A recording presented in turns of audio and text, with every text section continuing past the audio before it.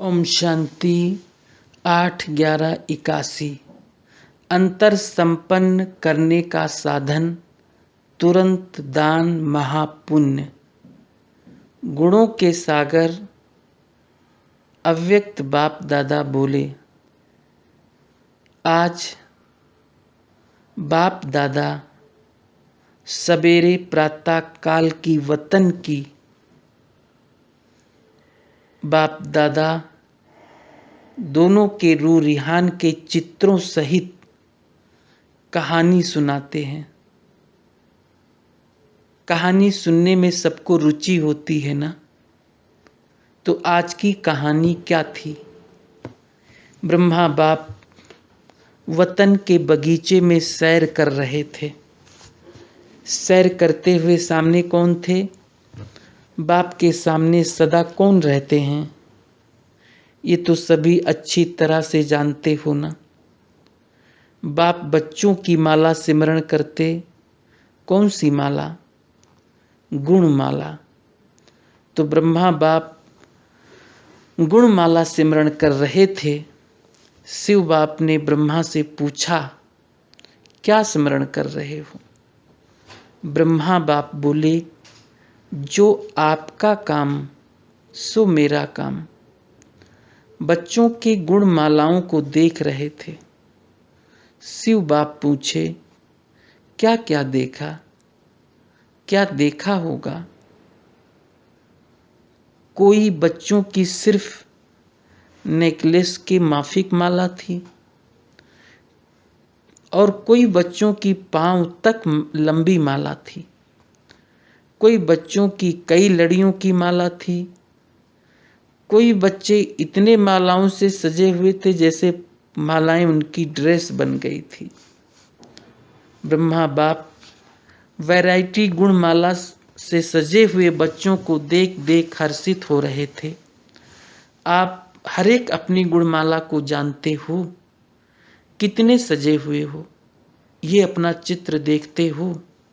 ब्रह्मा बाप चित्र रेखा बन चित्र खींच रहे थे, अर्थात चित्र में तकदीर की रेखाएं खींच रहे थे।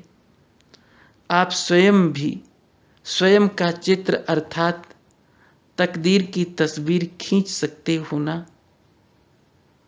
फोटो खींच सकते हो ना। फोटो निकालने आता है ना, अपना व दूसरों का। अपना फोटो खींचने आता है। तो आज सबका फोटो वतन में था। कितना बड़ा कैमरा था। सिर्फ आप लोगों का नहीं, सिर्फ ब्राह्मणों का फोटो नहीं,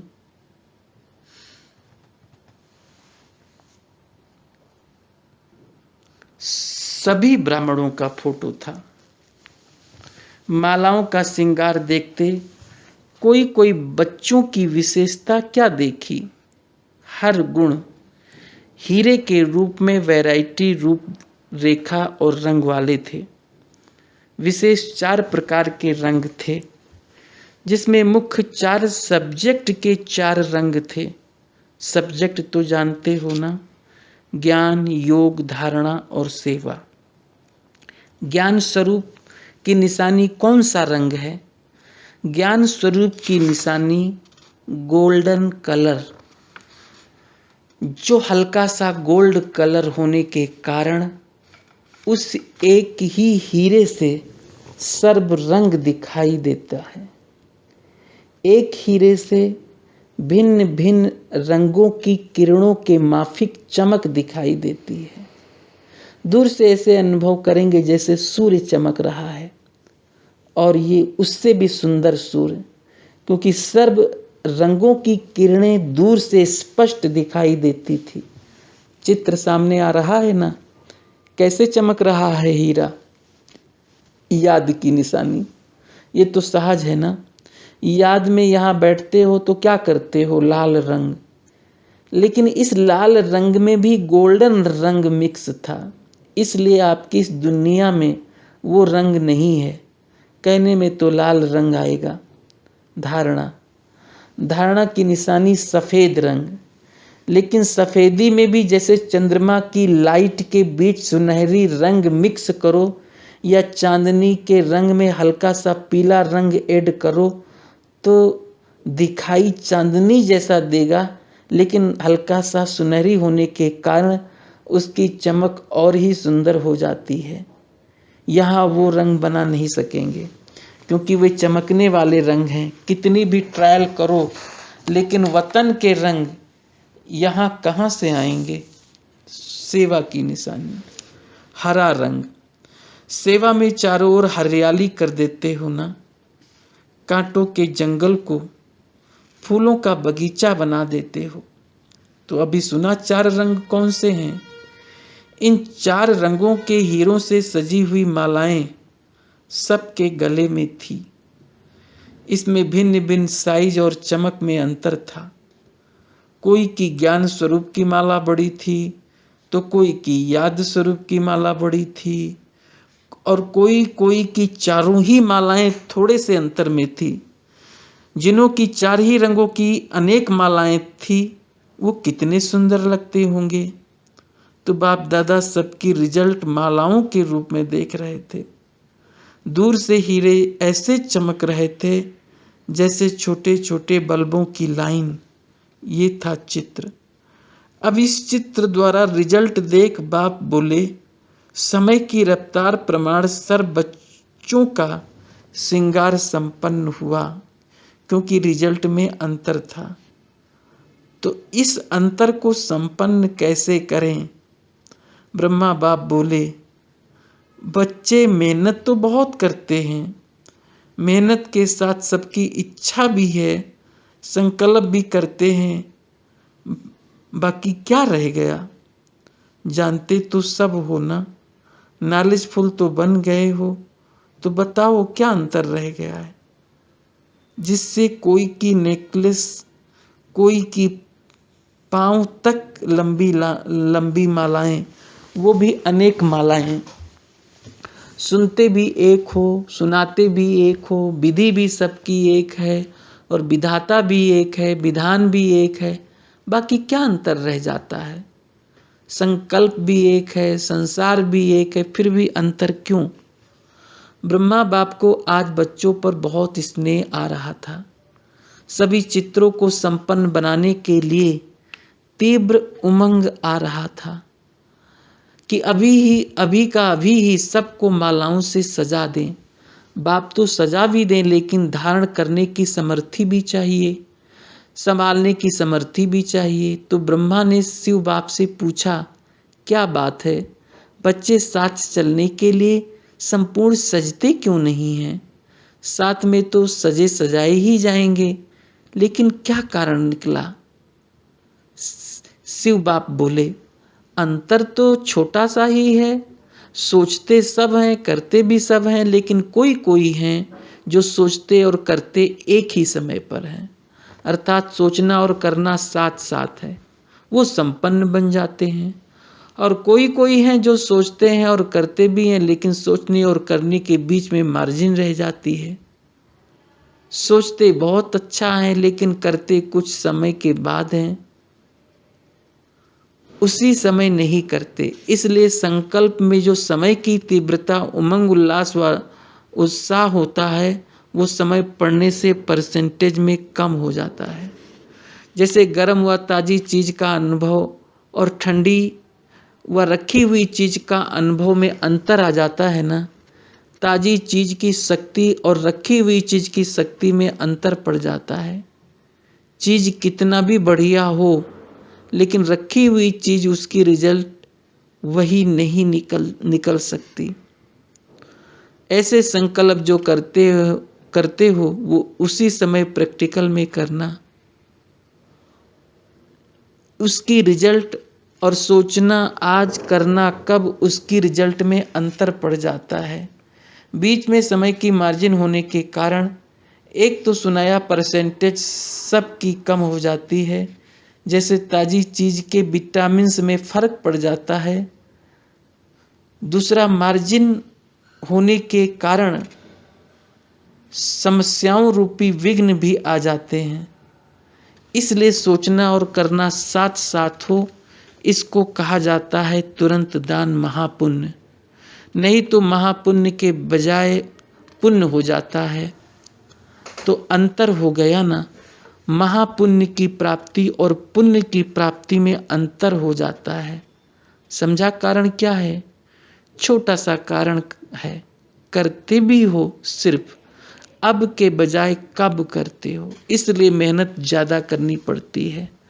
तो ब्रह्मा बाप बच्चों से बोले, अब इस कारण का निवारण करो। सुना आज की कहानी, दोनों बाप के बीच की कहानी। अब क्या करेंगे? निवारण करो।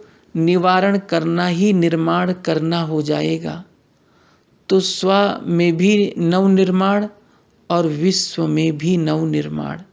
अच्छा, ऐसे सदा सजे सजाए, सोचना और करना समान बनाने वाले, सदा बाप समान, तुरंत दानी महापुण्य आत्माएं, दोनों बाप की शुभ इच्छा को पूर्ण करने वाले ऐसे संपन्न आत्माओं को बाप दादा का याद प्यार और नमस्ते। टीचर्स के साथ सेवाधारी अमृत वेले से लेकर रात तक सेवा की स्टेज पर हो। अगर आराम भी करते हो तो भी स्टेज पर हो। स्टेज पर भी सोने का पाठ बजाते हो ना, सबकी नज़र होती है कैसे सोए हुए हैं। इसी रीति सेवाधारी अर्थात 24 घंटे स्टेज पर पाठ बजाने वाले तो हर कदम हर सेकंड सारी विश्व के आगे हैं। सेवाधारी सदा हीरो पाठ समझ करके चलें। सेंटर पर नहीं बैठे हो लेकिन स्टेज पर बैठे हो, विश्व की स्टेज पर, तो इतना अटेंशन रहने से हर संकल्प और कर्म स्वतः ही श्रेष्ठ होंगे। नेचुरल अटेंशन होगा, अटेंशन देना नहीं पड़ेगा लेकिन रहेगा ही, क्योंकि स्टेज पर होना। और सदा अपने को पूज्य आत्मा समझो। तो पूज्य आत्मा अर्थात पावन आत्मा, कल्प कल्प पूज्य हैं। पूज्य समझने से संकल्प और स्वप्न सदा पावन होंगे। तो ऐसा नशा रहता है। वैसे भी सेवाधारी मेजॉरिटी कुमारियां हैं। कुमारियां डबल कुमारियां हो गई, ब्रह्मा कुमारी भी और कुमारी भी, तो कितनी महान हो गई। कुमारी की अब 84वें अंतिम जन्म में भी चरणों की पूजा होती है। तो इतनी पावन बनी हो तब तो पूजा होती है।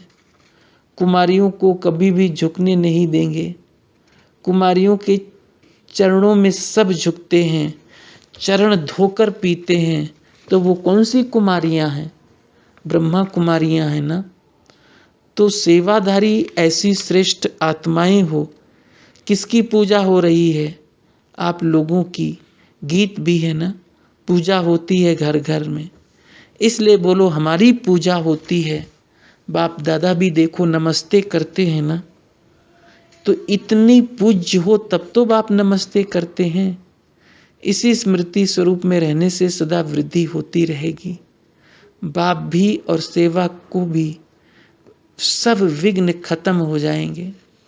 इसी स्मृति से सब विशेषताएं भरी हुई हैं। पार्टियों से अव्यक्त बाप दादा की मुलाकात। पहला, जीवन के अनेक समस्याओं का हल, तीर्थ स्थान की स्मृति। भाग्य विधाता की भूमि पर पहुंचना ये भी बहुत बड़ा भाग्य है।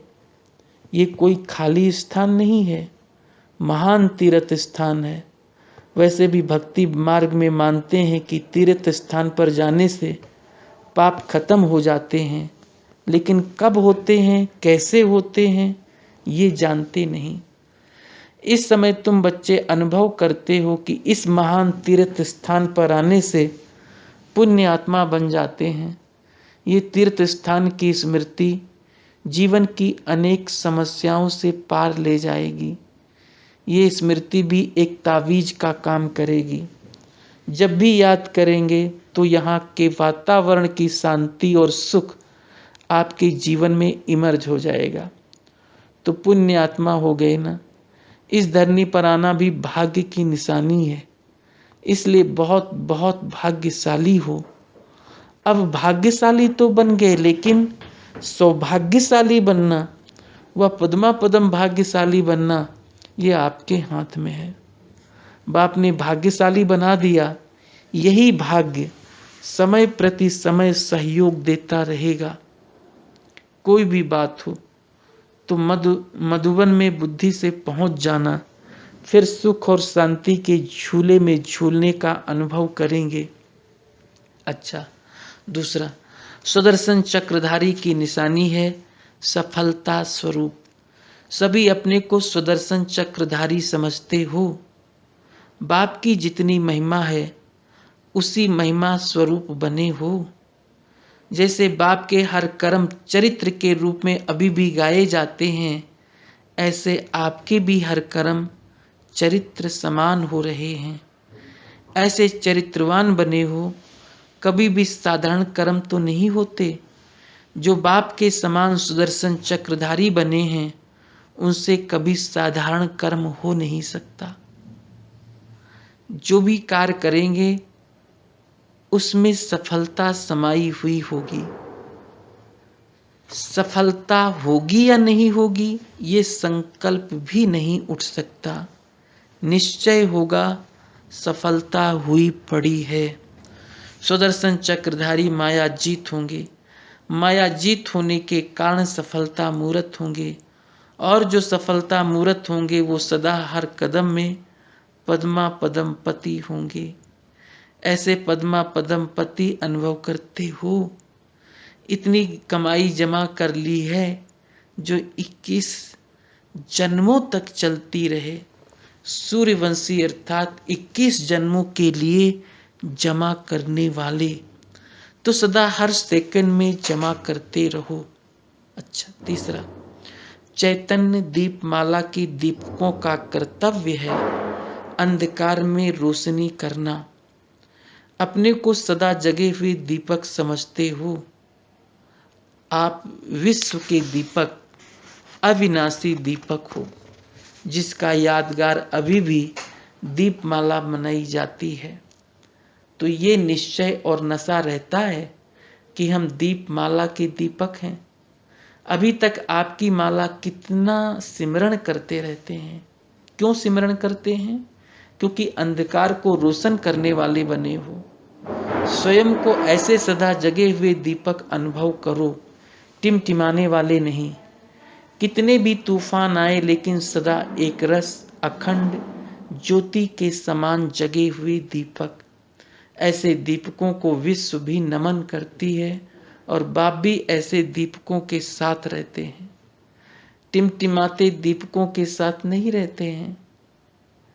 बाप जैसे सदा जागती ज्योति है, अखंड ज्योति है, अमर ज्योति है, ऐसे बच्चे भी सदा अमर ज्योति, अमर ज्योति के रूप में आपका यादगार है। चैतन्य में बैठे अपने सभी जड़ यादगारों को देख रहे हो। ऐसी श्रेष्ठ आत्माएं हो। अच्छा, ओम शांति।